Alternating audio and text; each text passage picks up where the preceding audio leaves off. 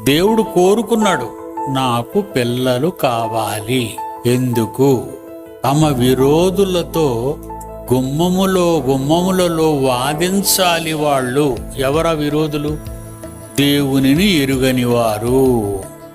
కుమారులు దేవుడిచ్చు బహుమానము. ఆ బహుమానాలు వచ్చిన తర్వాత వాళ్ళకు నువ్వేమి నేర్పించాలట?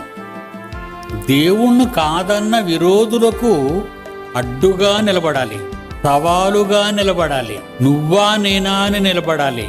యవన కాలమందు పుట్టిన కుమారులు బలవంతుని చేతిలో బాణములు వంటి వారు కావాలి. బాణం ఏం చేస్తుంది?